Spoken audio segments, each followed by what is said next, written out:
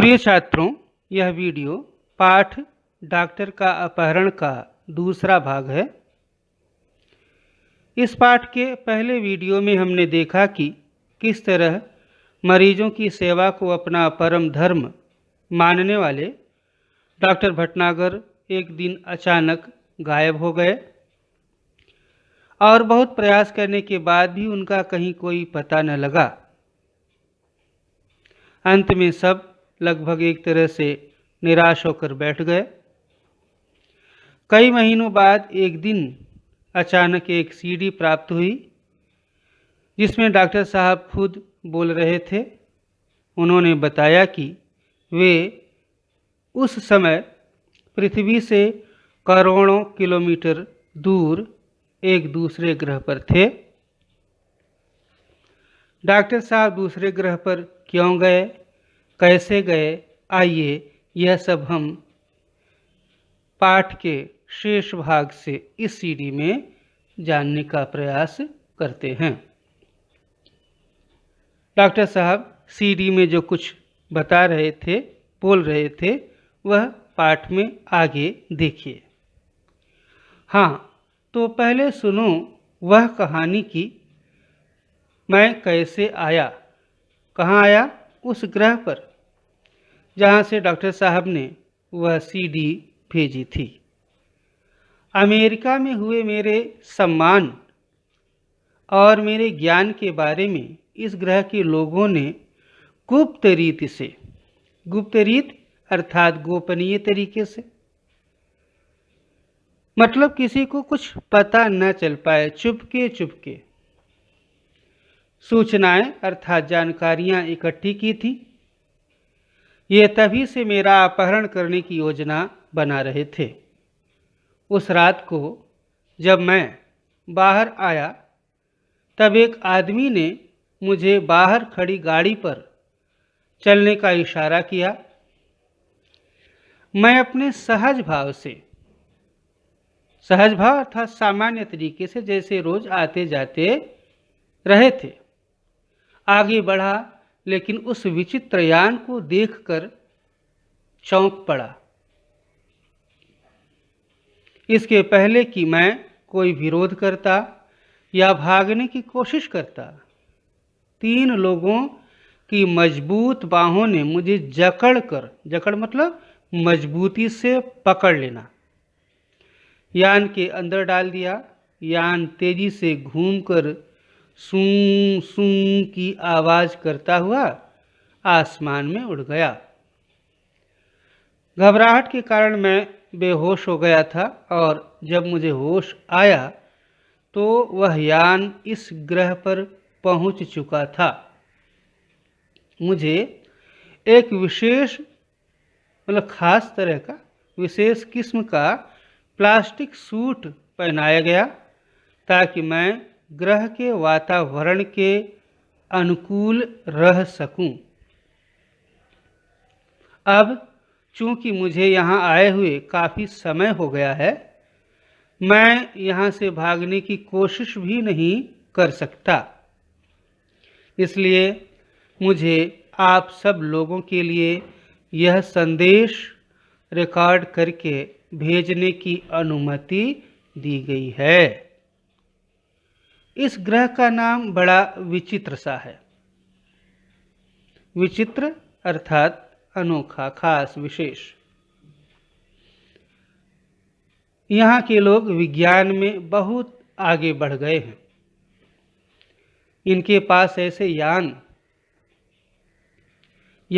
अर्थात प्लेन, हवाई जहाज, यान है कि ये एक सौरमंडल से दूसरे सौरमंडल तक आसानी से आ जा सकते हैं। यहाँ भी लोगों ने रहने के लिए घर बना रखे हैं, कारखाने हैं, बाजार हैं, बस्तियां हैं, मोटरें हैं, सभी कुछ है। लेकिन हमसे बिल्कुल भिन्न, मतलब अलग तरीके से, अलग प्रकार के।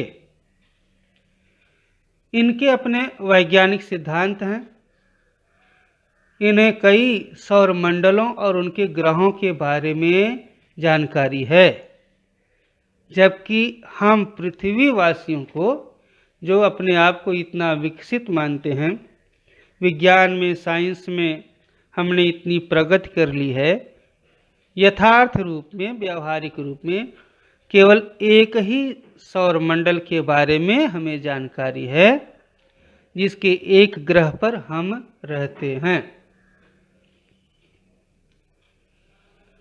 हमारा सौर मंडल इनके सबसे निकट है, इसीलिए इन्होंने आसानी से मेरा अपहरण कर लिया। मेरे अपहरण का कारण जानने से पहले यह जान लें कि ये लोग चिकित्सा शास्त्र में बहुत पिछड़े हुए हैं। बाकी अन्य विधाओं में, अन्य क्षेत्रों में ये हमसे बहुत आगे हैं, पर मेडिकल साइंस में कह रहे हैं कि ये हमसे बहुत पिछड़े हुए हैं।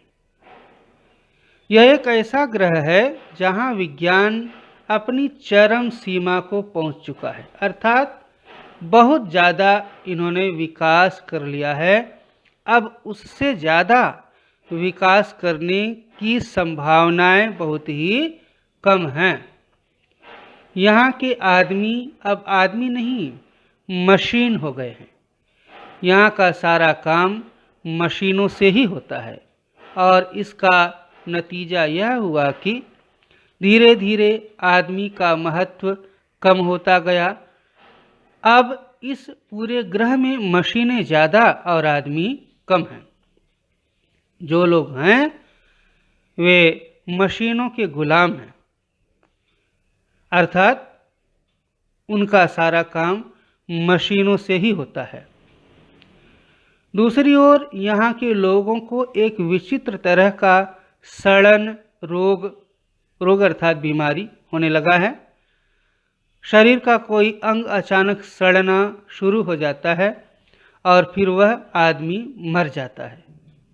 इस रोग का इलाज इन्हें अब तक नहीं मालूम हो सका है, लेकिन इस रोग का कारण वे मशीनें ही हैं जो इन्हें नकारा मतलब निकम्मा, आलसी बनाए हुए हैं।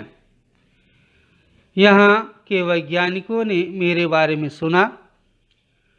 इन्होंने सोचा कि क्यों न मुझे यहाँ बुलाया जाए।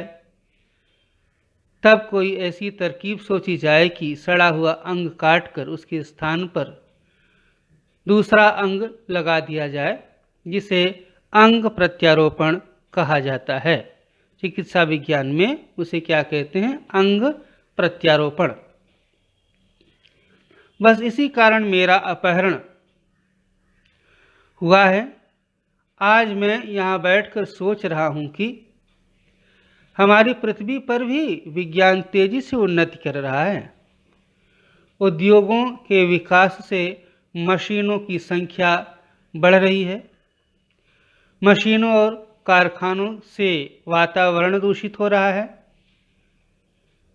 वह सब अगर जारी रहा, हमने इस पर नियंत्रण नहीं किया, रोकने का प्रयास नहीं किया और ज़्यादा मात्रा में हुआ, तो पृथ्वी पर भी ऐसे ही दिन आने में देरी नहीं लगेगी। ऐसी ही पृथ्वी पर इसी तरह की असाध्य बीमारियां फैलेंगी, रोग फैलेंगे और मनुष्य का जीवन विनाश की ओर अग्रसर हो जाएगा। आज पृथ्वी पर कैंसर, दिल की बीमारियां, तनाव के कारण होने वाली बीमारियां, ब्लड शुगर आदि उस भविष्य का संकेत हैं कि भविष्य में आने वाले समय में और भी गंभीर बीमारियां पैदा हो सकती हैं यदि हमने अभी से सावधानी नहीं बरती। इस ग्रह के लोग इन सभी मुसीबतों से गुजर चुके हैं, लेकिन इन पर ध्यान नहीं दिए। अब स्थिति यह है कि अगर तुरंत कोई उपाय न किया गया तो शायद यहाँ से इंसानों का नामो निशान मिट जाएगा, अर्थात सभी मनुष्य धीरे धीरे करके समाप्त हो जाएंगे। बस यहाँ होंगी ऊंची इमारतें,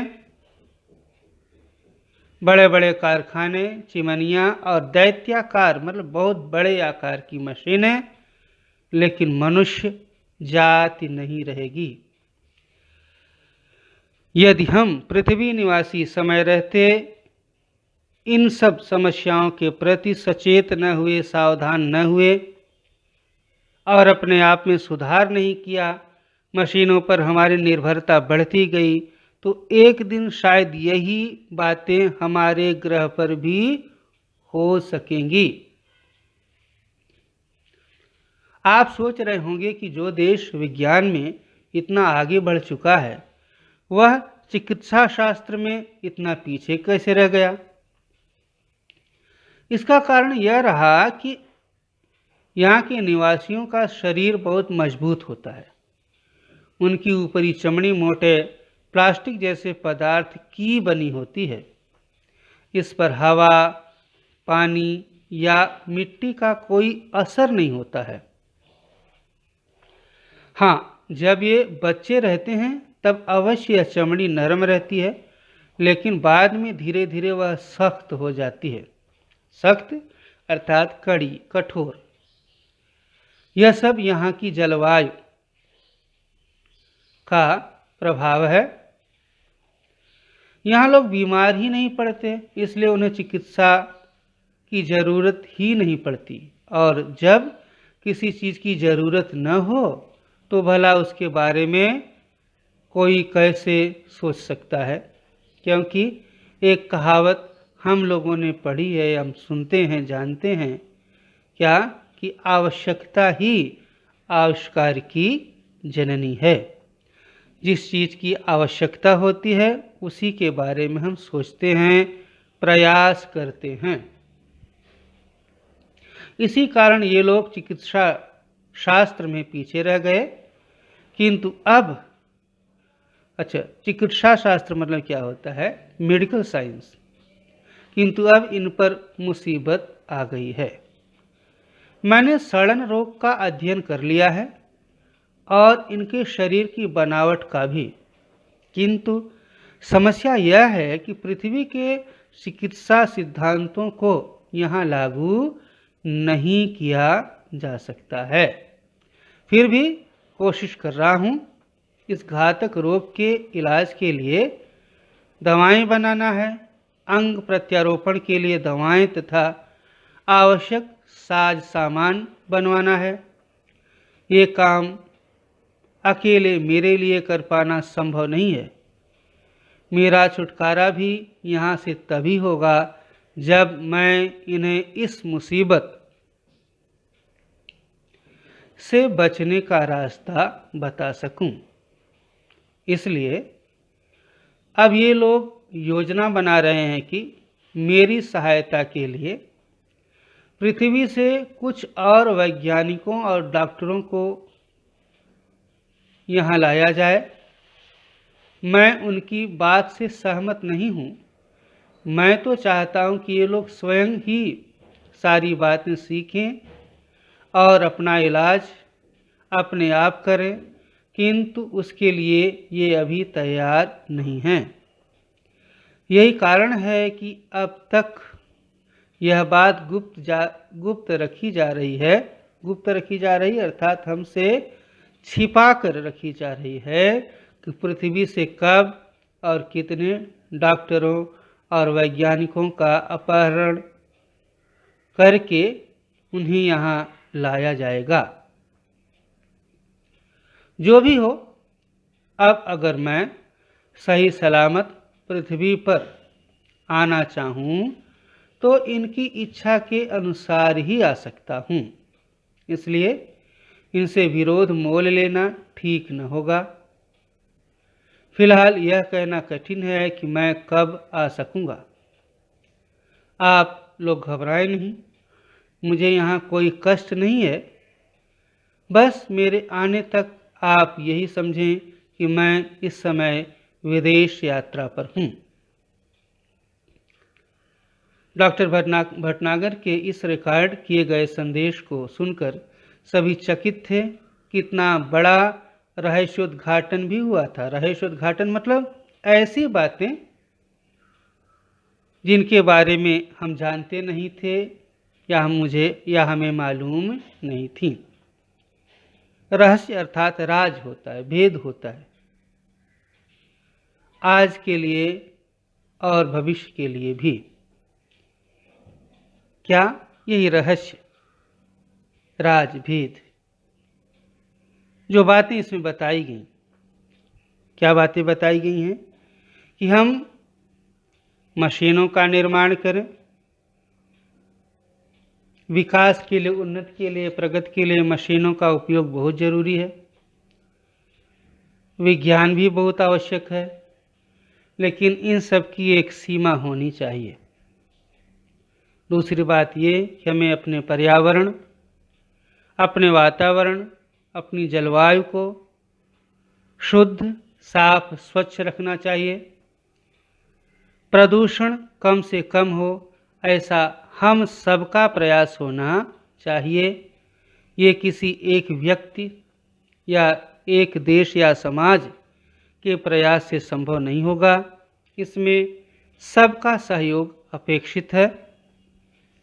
और यदि हमने अभी से इन बातों पर गंभीरता से ध्यान नहीं दिया, सावधान नहीं हुए, सजग नहीं हुए, तो भविष्य में ऐसी ही समस्याएं हम पर भी, हमारे ग्रह पर, हमारी धरती पर भी आ सकती हैं। तो छात्रों, इस विज्ञान कथा से हमें जो सीख मिलती है, संदेश मिलता है, उसे हम अपने व्यवहार में लाएं, तभी इसकी सार्थकता संभव होगी, इस पाठ का उद्देश्य पूरा होगा। आशा है आपने इस पाठ का उद्देश्य अच्छी तरह से जान लिया होगा, समझ लिया होगा। अब यहीं पर मैं यह पाठ समाप्त करता हूँ। धन्यवाद।